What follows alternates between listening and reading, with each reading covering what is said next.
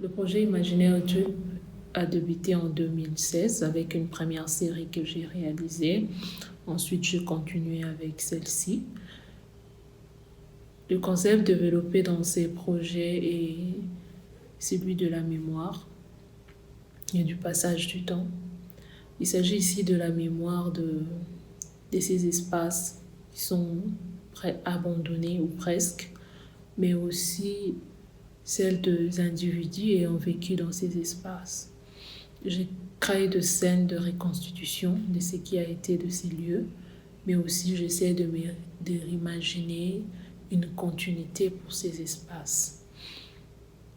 Ce projet a été réalisé dans le cadre de résidence photographique du musée du Quai Branly. En 2018, j'ai été sélectionnée parmi les lauréats de ces programmes et je choisis de réaliser ces projets à l'intérieur de la RDC, précisément à Gombe-Matadi, dans l'école centrale.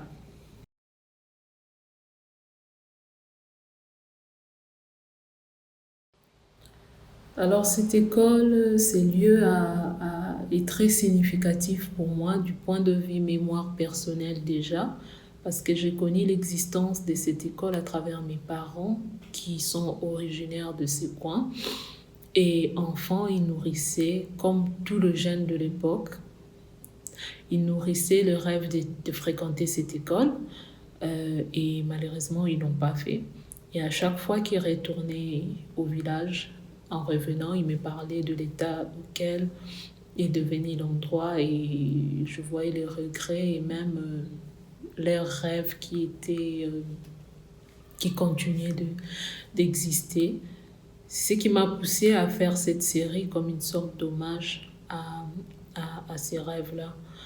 Ensuite, l'école elle-même entre dans l'histoire coloniale et post-coloniale de mon pays.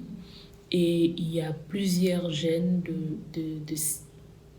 qui sont vieux aujourd'hui, plusieurs jeunes de l'époque qui ont fréquenté l'école, déjà parce que l'école centralisait plus de 20 écoles de cette région, donc elle était vraiment influente à l'époque. Et pour moi, je pense que ça serait important de réinvestir ces lieux et de voir comment ils pourraient être encore utiles pour d'autres générations.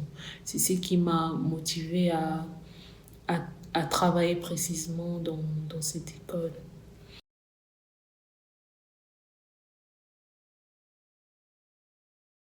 Et techniquement, je travaille devant et derrière l'appareil photo parce que des fois, je suis le propre modèle de mes photographies.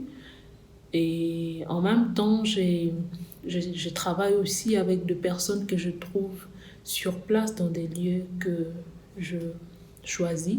Je trouve que c'est très important pour ça a vraiment un sens pour ce que je fais, d'associer les gens qui connaissent l'histoire et qui fréquentent les lieux.